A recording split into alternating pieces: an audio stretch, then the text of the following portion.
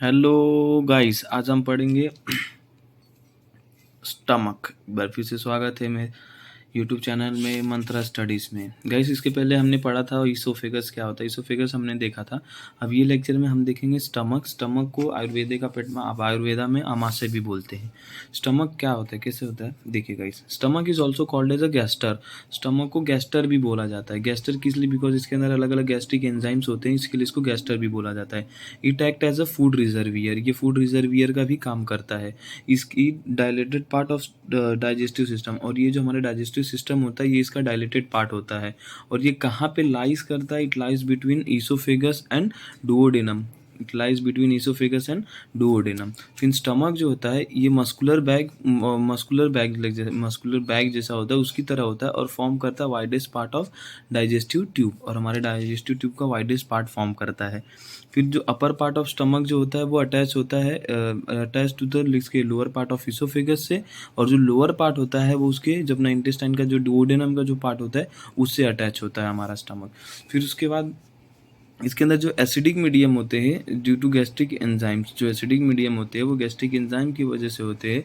और ये क्या हेल्प करते हैं, किस में हेल्प करते हैं? जो प्रोटेक्ट अगेंस्ट बैक्टीरियल इन्फेक्शन। जो भी हमारे स्टमक के अंदर कोई भी अगर बैक्टीरियल इन्फेक्शन होता है तो जो एसिडिक मीडियम होता है उसके अंदर, और जो गैस्ट्रिक एंजाइम्स होते हैं उसकी वजह से ये क्या करते हैं? प्रोटेक्ट करते हैं, उनको मदद करते हैं प्रोटेक्ट करने में।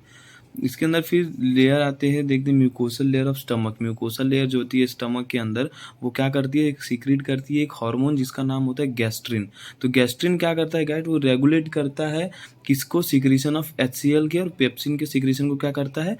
वो रेगुलेट करता है। उसके बाद आता है हमारा एक और हार्मोन सीक्रेट करते हैं, इंट्रिंसिक फैक्टर।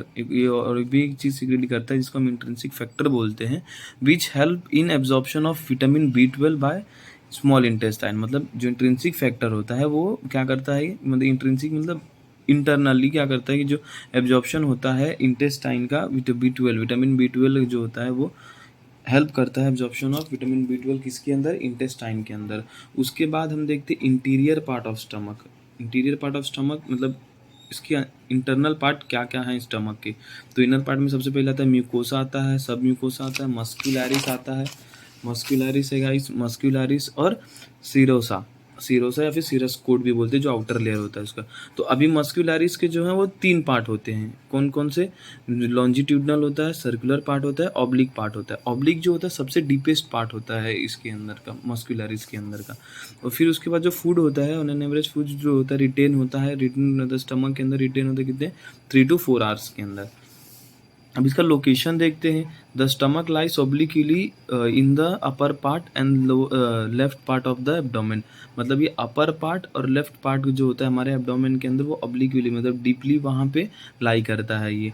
और ये क्या क्या ऑक्यूपाई कर, कौन कौन सा स्पेस ये ऑक्यूपाई करके रखता है? EPG मतलब हमारा एपिगैस्ट्रियम इसको ऑक्यूपाई करके रखता है। UMB मतलब अम्बलिकल को ऑक्यूपाई करके रखता है।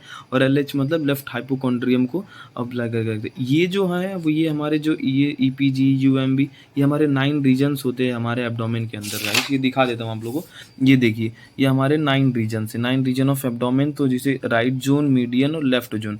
तो राइट जोन में देखिए राइट हाइपोकॉन्ड्रियम जिसको RH बोलते हैं, राइट लंबार जिसको RL बोलते हैं, और आई जो होता है राइट इलिएक होता है। मीडियन पार्ट में हमारा आता है एपिगैस्ट्रिक जो EPG जहाँ जो हमने देखा था। फिर अम्बलिकल आता है जो UMB। हाइपोगैस्ट्रियम आता है जो HYG होता है। फिर उसके बाद हम देखेंगे लेफ्ट में वही same, left hypochondrium, left lumbar और लेफ्ट इलिएक। तो हमने एपिगैस्ट्रिक देखा था, अम्बलिकल देखा था, और एक देखा था कि ये हाइपोकॉन्ड्रियम लेफ्ट एपिगैस्ट्रियम और लेफ्ट हाइपोकॉन्ड्रियम देखा था। फिर इसका शेप कैसा होता है? एम्प्टी स्टमक में जो होता है J शेप्ड होता है, वर्टिकल होता है। ओबेस पर्सन मतलब जो भी फैटी पर्सन रहेगा उनके अंदर हॉरिजॉन्टल होता है, स्टीर्न हॉर्न स्टमक होता है। और कैडवर के अंदर ये सिकल शेप्ड हो जाता है। फिर उसके बाद जो इसका साइज़ क्या होता है, इसका मतलब साइज़ जो होता है लेंथ में ये 10 सेंटीमीटर 10 इंचेस में होता है, 10 इंचेस में होता है। और 25 सेंटीमीटर होता है। सेंटीमीटर में ये 25 सेंटीमीटर और इंचेस में 10 इंचेस होता है साइज इसका। अब कैपेसिटी देखते हैं, इसकी कैपेसिटी कितनी होती है? कैपेसिटी जो एट बर्थ लेवल पे जो इसकी कैपेसिटी है जो कितनी होती है? 30 ml होती है। और प्यूबर्टी पे कितनी होती है? 1 लीटर होती है। और अडल्ट में कितना होती है? 1.5 to 2.1, ये 2.1 लीटर सॉरी 2 लीटर, 2.1 नहीं 2 लीटर होती है ये, 2 लीटर होती है, 2 लीटर और मोर। अब हम देखते हैं इसके एक्सटर्नल फीचर्स क्या होते हैं, हमारे स्टमक के एक्सटर्नल फीचर्स क्या हैं। इसके अंदर देखिएगा 2 ओरिफिस होता है, क्या क्या होता है देखते हैं।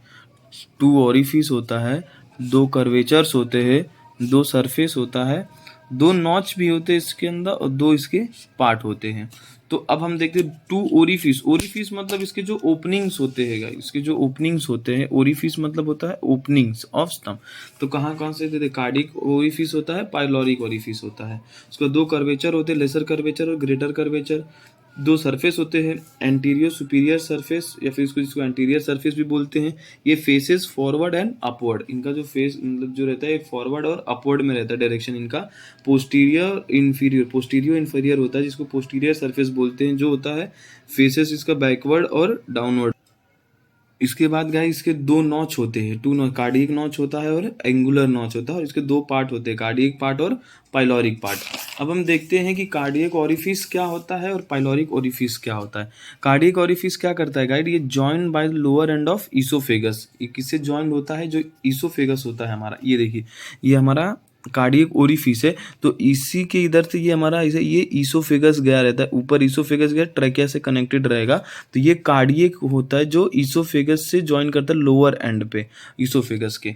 और उसके बाद आता है पाइलोरिक ओरिफिस आता है, क्या होता है, इट ओपन्स इनटू डिओडेनम। ये देखिए ये हमारा पाइलोरिक ओरिफिस है, जो ओपन हो रहा है, ये ओपन हो रहा है, इसकी जो ओपनिंग है ओपन हो रहा है कहाँ पे, डुओडेनम के अंदर। और जो पाइलोरिक एंड जो होता है, जो इसका एंड होता है, ये जो एंड वाला पार्ट जो होता है, ये क्या होता है, मोर थिकर होता है, मोर सुपरफिशियल होता है और मोर मूवेबल देन कार्डियक ओरिफिस। मतलब ये ज़्यादा थिकर भी होता है, मोर सुपरफिशियल भी होता है, और ये क्या होता है कि ज़्यादा मूवेबल भी होता है, किसके, as compare to cardiac orifice. क्योंकि कार्डियक ओरिफिस जो रहता है हमारे स्टर्नम से इसे ज्वाइन रहता है डायरेक्टली, तो ये ज़्यादा मूव नहीं कर पाता है। ये जो रहता है ये ज़्यादा मूवेबल होता है। अब उसके बाद गाइस हम देखते हैं आगे वाला जो पार्ट जो हमारा था, लेसर कर्वेचर और ग्रेटर कर्वेचर। तो लेसर कर्वेचर क्या होता है कि लेसर कर्वेचर जो होता है वो कॉनकेव होता है, फॉर्म करता है right border of stomach, right मतलब स्टमक का राइट बॉर्डर फॉर्म करता है। ये प्रोवाइड देता है अटैचमेंट ऑफ लेसर ओमेंटम को, अटैचमेंट प्रोवाइड करता है। ये मोस्ट डिपेंडेंट पार्ट होता है किसका, most dependent part of the curvature is marked by the angular notch और इंस्यूरा एंगुलरिस। मतलब जो एंगुलर नॉच से मोस्ट डिपेंडेंट पार्ट होता है किसका, कर्वेचर का, जो मार्क्ड होता है एंगुलर नॉच से और इंस्यूरा एंगुलरिस से। अब उसके बाद ग्रेटर नॉच देखते, ग्रेटर नॉच सेम इसका उल्टा कर देना है गाइड। ये कॉन्वेक्स होता है, ये फॉर्म करता है, ये लेफ्ट बॉर्डर फॉर्म करता है स्टमक का, ये राइट बॉर्डर फॉर्म कर रहा था, ये लेफ्ट बॉर्डर फॉर्म कर रहा था। उसके बाद मोर सुपराफिशियल होता है, ज़्यादा सुपराफिशियल होता है as compare to lesser curvature, more movable होता है एज कम्पेयर टू इसके लेसर कर्वेचर के। ये प्रोवाइड करता है अटैचमेंट टू ग्रेटर ओमेंटम को, और ये किसको प्रोवाइड कर रहा था, लेसर ओमेंटम को प्रोवाइड कर रहा था, कौन, हमारा लेसर कर्वेचर। और उसके बाद 5 टाइम्स लॉन्गर होता है देन लेसर कर्वेचर, ये 5 टाइम्स लॉन्गर होता है लेसर कर्वेचर के कंपैरिजन में। At upper and greater curvature presents the cardiac notch which separates it from oesophagus. और ये अपर एंड पे क्या प्रोवाइड करता है कि कर्वेचर जो कार्डियक नॉच प्रेजेंट होता है इसके अपर एंड पे, जो क्या करता है, सेपरेट करता है किसको, ईसोफेगस को कर्वेचर। तो जैसे ये हो गया कार्डियक नॉच है यहाँ पे हमारा, और ये जो है हमारा ये इंसिरा एंगुलारिस है, जो इसको एंगुलर नॉच बोलते हैं। अब इसके बाद 2 नॉच होता है इसके अंदर, एंगुलर नॉच होता है, कार्डियक नॉच होता है, वो हमने देखा कहाँ कहाँ प्रेजेंट है, कार्डियक नॉच और ये हो गया एंगुलर नॉच।